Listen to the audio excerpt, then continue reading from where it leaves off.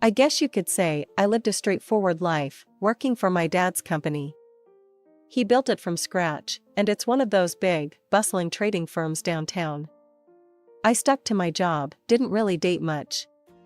Most evenings were simple, me and Jess, my best friend since high school, hanging out. Jess? She's a whirlwind, always with a new guy on her arm.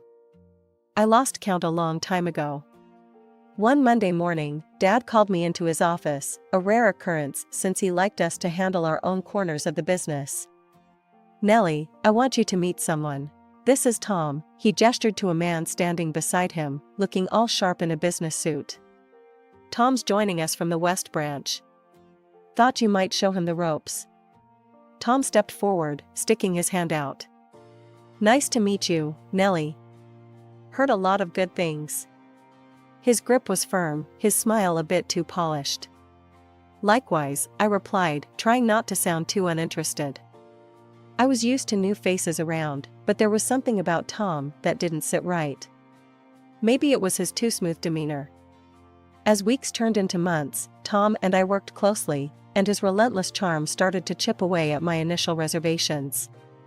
He'd drop by my office with a coffee just how I like it, black, no sugar, or he'd offer a casual, "Need a hand with that?" whenever I was buried under reports. Then there were the lunches. It began as group things, but somehow we'd end up splitting from the crowd, just the two of us. I wasn't sure when the shift happened, when my thoughts about him started to warm, but they did. Jess, of course, was less than thrilled. We were at her place, a cozy, cluttered apartment she never seemed to stay in long enough to clean. "You're spending a lot of time with the new guy," she noted, eyebrow raised as she sipped her wine. "Yeah, so? He's nice. Nicer than I thought," I defended, feeling a strange need to protect my budding feelings from her scrutiny. "Nice," she mimicked, making it sound like the dirtiest word in the world. "Just be careful, Nell. Guys like that, they know how to make a girl feel special, then bam, they're on to the next conquest." But I didn't listen, not really. It felt too good to have someone see me, really see me, even if it was through what Jess called charm-tinted glasses. It wasn't long before Tom asked me out properly. No work excuses, no accidental meetings. Just a straightforward, "Would you like to have dinner with me?" I said yes. I didn't think much about where it might lead. The day I said yes to Tom wasn't like in the movies. There were no fireworks, no dramatic music swelling in the background. Just a quiet yes at the little Italian place we'd made our spot. He looked like he won the lottery, and honestly, so did I. In the blur that followed, wedding planning took over. My mom, bless her heart, was all over it like white on rice, bustling around with more energy than I'd seen in years. "Nellie, darling, do you like these flowers? What about this color for the bridesmaids?" It was endless. Tom leaned back in his chair during one of the planning sessions, his eyes scanning over the catering menu. "Babe, as long as they have those little shrimp things you love, and maybe some steak, I'm good." Mom shot him a look, her hands on her hips. "Thomas, it's not just about the food. We have to think about the venue, the guest list. Speaking of which, how many are you bringing?" "Oh, just a few folks. My sister, her kids, a couple of buddies from work," Tom replied, trying to sound casual, but I caught the slight tension in his voice when he mentioned his sister. His sister, Sarah, was a single mom with twins. I hadn't met her until the wedding day, and she was as frazzled as any solo parent with two hyper 3-year-olds would be. She was nice, though, kept apologizing for the kids running around like pint-sized tornadoes. Jess, ever the firecracker, was instantly by my side when she saw me stressing over the details. "Nell, chill. It's going to be perfect. You worry too much."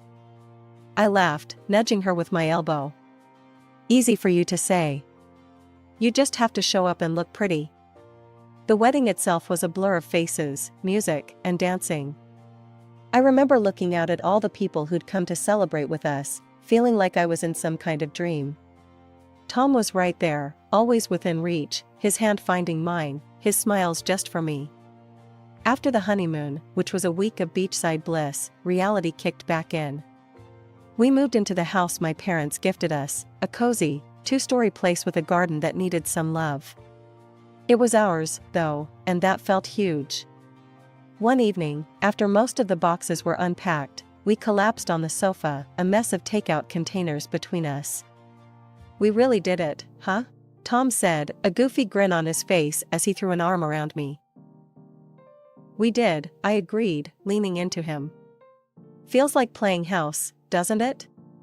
"Best kind of play," he chuckled, kissing the top of my head. "You're okay with this, right? Me working and you?" I knew what he was asking.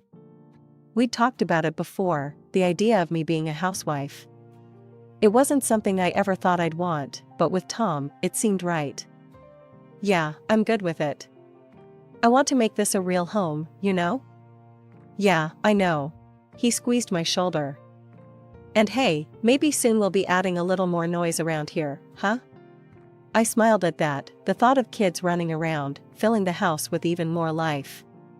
"Yeah, maybe." We sat there for a while, just enjoying each other's company, the quiet hum of our new life surrounding us. It felt right, like we were exactly where we were supposed to be. Months turned into years, and that little hope of adding the sound of tiny feet running around the house started to wear me down. Every month was a cycle of hope and disappointment. It wasn't supposed to be this hard, was it? People have kids every day. Why was it different for us? I remember sitting in the doctor's office, feeling like I was about to get my report card. The room smelled like antiseptic and something floral that was probably meant to calm nerves, but just made me more anxious. "Well, Nellie," the doctor started, looking over her glasses at me after checking all the test results. "Everything seems normal. These things sometimes take time. Just keep trying, and try not to worry." Tom was trying to be supportive, but I could tell it was getting to him too. One night over dinner, he reached across the table, taking my hand. "Hey, we're in this together, okay? We're a team, right?" "Right," I agreed, but part of me wondered if I was letting him down. Jess was a whirlwind of support and blunt pep talks. "You're stressing too much. It's like trying to catch a butterfly with a net. Just chill." I rolled my eyes, though her words did ease the tension a bit. "Easy for you to say. You're not the one going through it." She waved a dismissive hand. "True. But I see you, all wound up all the time. It's not gonna help you get pregnant." The conversation shifted when Jess dropped her own bombshell a few weeks later. We were at a cafe, the smell of coffee strong in the air. She had that look, like she was sitting on a secret. Finally, she blurted it out, her eyes gleaming. "I'm pregnant." For a moment, everything stopped. The cafe noise faded into the background, and I felt a mix of joy and an inexplicable sting. Jess, that's amazing." I managed, my voice brighter than I felt. "Yeah, it's kinda crazy, right? I mean, I wasn't even trying," she added, then winced, realizing how her words might sound to me. "Who's the dad?" I asked, genuinely curious, despite the ache in my chest. She shrugged, her expression unreadable. "Just some guy. You don't know him. Anyway, we're not together or anything. It's just me and this little bean." I nodded, the news settling in. I was happy for her, really. But it was a stark reminder of what I didn't have. As we talked more, her excitement infectious, I felt my own worries slip away, replaced by something like hope. Maybe not all paths were straight. Maybe some had detours that still led to beautiful places. The months after Jess had her baby boy were a whirl of emotions. I visited her as soon as she was settled back home, carrying the plush, overpriced baby blanket I'd picked out, something soft enough for royalty. Jess seemed overwhelmed but happy, a tired smile permanently etched on her face. "God, Nellie, it's insane. I barely have time to shower, let alone host visits," she confessed as we sat on her cluttered couch, her new baby cradled in her arms. "I totally get it," I reassured her, trying not to feel sidelined. Just know I'm here, whenever you need a break or just want to scream into a pillow. Back at home, things were different. Tom's weekend trips to help his sister, Sarah, with her twins, became more frequent. Every time he packed up for another visit, I offered to come along. Let me help, it'll be fun. The kids are great, I'd suggest, trying to sound cheerful. Nah, you don't need to deal with all that chaos. I got it, he'd insist, shutting down the conversation before it could grow. Sarah's going through a lot. I just want to be there for her, you know? So, I stayed back, filled the silence of our home with new projects. I bought gifts for the twins, soft toys, and books, things I hoped would make their days brighter. Give these to the kids, I'd tell Tom, handing over the brightly wrapped packages. Sure thing, babe. They'll love this, he'd say, packing them away in his overnight bag. One Saturday, with Tom away supposedly buried in kid duty, I headed to the mall to pick up some new tablecloths and napkins for our home. Something to brighten up the place. As I walked through the aisles, picking through patterns and fabrics, a familiar laugh caught my attention. There, in the middle of the mall, was Sarah, her twins tugging at each corner of her purse, none the worse for wear. Surprised, I approached them, my heart starting to race for reasons I couldn't pin down. Sarah, what a surprise, I exclaimed, perhaps a little too loudly. Nellie, oh my goodness, it's so good to see you. Sarah beamed, herding her kids closer. We're just picking up some school supplies. We decided to grab coffee at a small cafe inside the mall. As we settled down, the kids distracted with some coloring books, I ventured cautiously. So, Tom's been a big help on the weekends, huh? Sarah's face clouded with confusion. Tom? Oh, he hasn't been over in months. Things have been crazy, and he's busy, you know. We mostly just text. Her words hit me like a slap. Oh, but he's there now, right? Helping out? My voice was thin, hopeful. No, haven't seen him. Is everything okay, Nellie? Sarah's concern was genuine, but it only twisted the knife deeper. I nodded, pasting on a smile. Yeah, all good. Must have misunderstood his plans. We chatted a bit longer, but I barely heard her. My mind was racing, piecing together the lies. He wasn't with his sister. He hadn't been for a long time. Where was he? What was he doing? The drive home was a blur. I kept telling myself to breathe, to not let panic take over.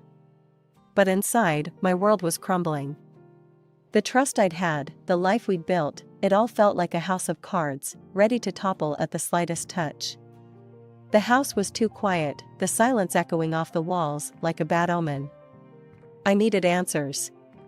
I needed to know if my instincts, now screaming betrayal, were right.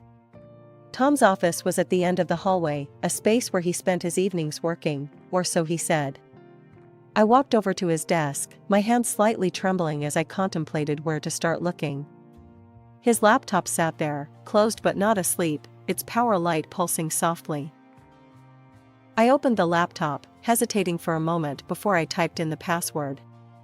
He'd told me once, carelessly, not thinking I'd ever have a reason to use it. The screen lit up, revealing his cluttered desktop filled with folders and documents. I didn't know what I was looking for exactly. Maybe a receipt, an email, anything that could explain the sinking feeling in my gut. I clicked through folders, finding nothing but work files and boring reports. My hope was dwindling, replaced by frustration and a growing sense of foolishness. Maybe I was overreacting. But then, I noticed a folder tucked away at the bottom of the screen, labeled simply Miscellaneous. It was a strange place for such a folder, hidden among spreadsheets and business plans. Curiosity piqued, I opened it. There were photos. My breath caught as I clicked on the first image. It was Tom, and there, far too close, was Jess. A passionate, intimate kiss that you don't share with just anyone. And in another, he was holding her baby, looking down at him with a tenderness he'd never shown even in our talks of having our own. I felt cold, frozen in place as the truth settled in. My husband was cheating on me. With Jess. The world seemed to tilt, a vertigo of betrayal spinning me around. I needed to hear his voice, needed to know what he'd say. Shaking, I grabbed my phone and dialed his number. He picked up almost immediately. "Hey, babe." Tom's voice was casual, too casual. "What's up? Where are you?" I managed to say, my voice steady, despite the turmoil inside. "Oh, just at Sarah's. Helping her with the kids. You know how it is," he replied smoothly.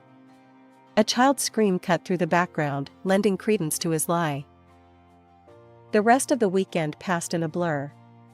When Tom came home, he was the picture of a loving husband, oblivious to the storm raging inside me. I acted the part of the none the wiser wife, but inside, I was reeling, planning, thinking of my next steps. By Monday, I had made up my mind. I called a private detective, a number given by a friend who had gone through something similar. We met at a coffee shop, a public place where I could keep my composure. "I need to know everything," I told him, my voice low. "Can you do that?" He nodded, his expression grave. "It'll take a couple of weeks. I'll get you everything you need to know."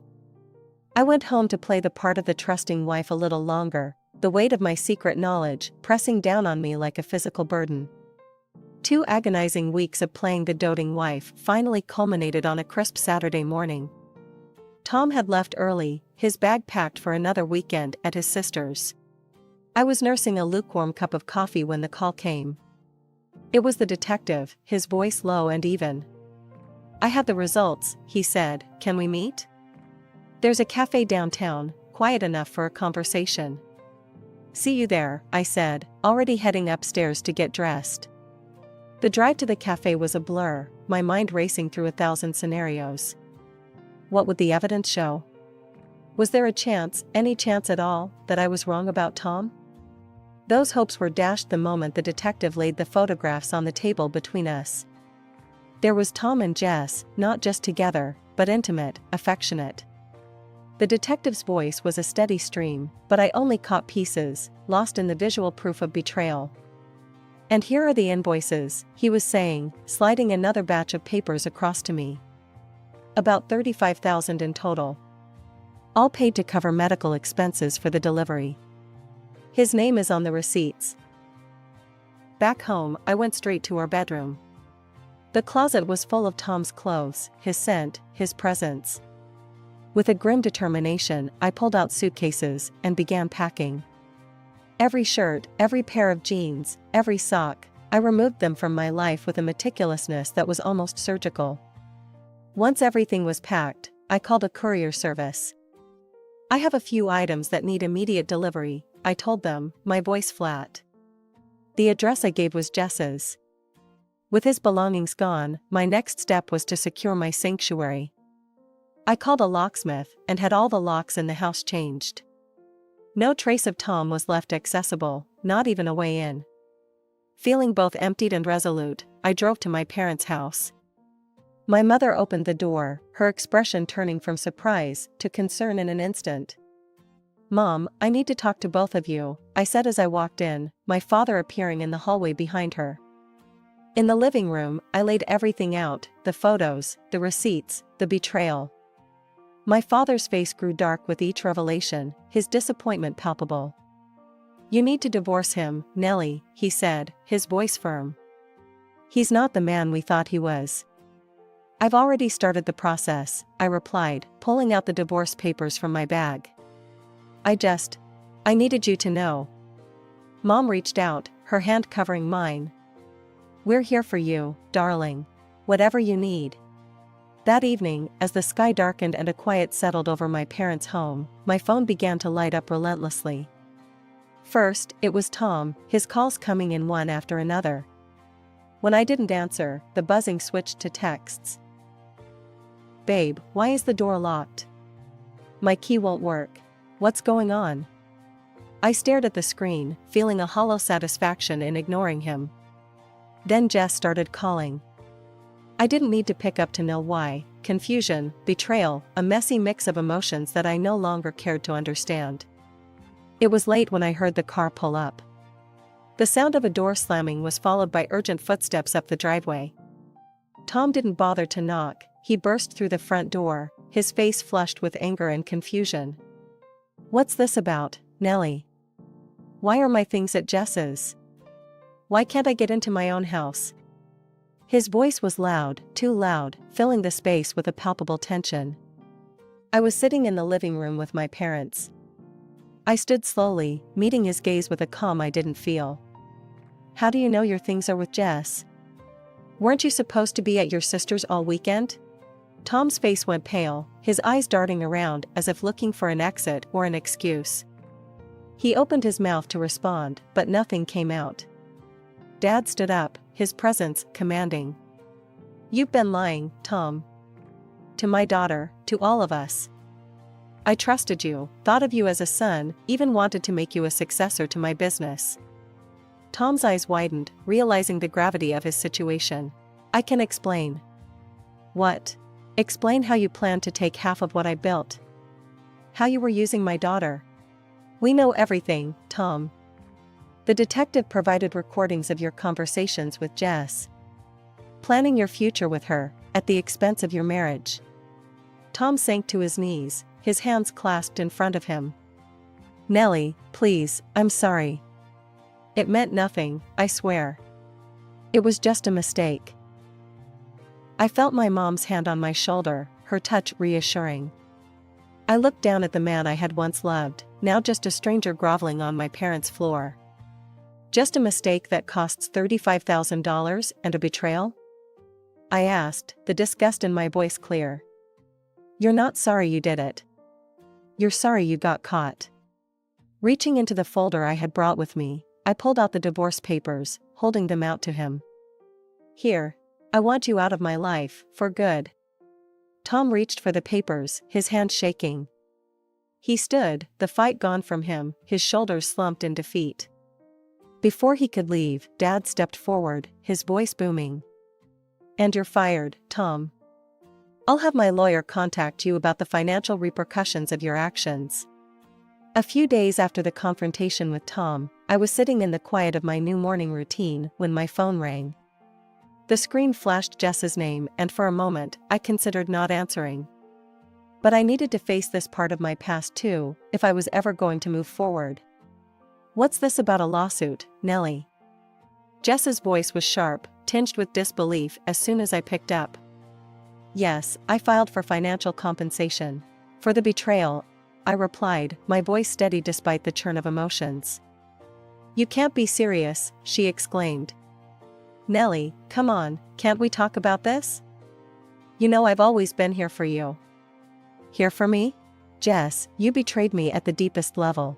Talking isn't going to change what you did," I said, feeling a bitter edge creep into my words. As silence filled the brief gap, I heard her breathe heavily. "I always knew it," she finally hissed. "You think you're so perfect with your perfect little life. I was always in your shadow, always the second choice to every guy. You have everything, and I have nothing. Jess, feeling inferior doesn't give you the right to destroy other people's lives.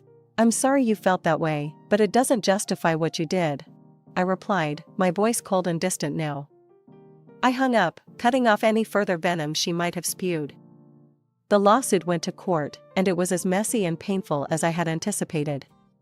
But in the end, the judge ruled in my favor. Tom and Jess were ordered to pay a significant sum in damages.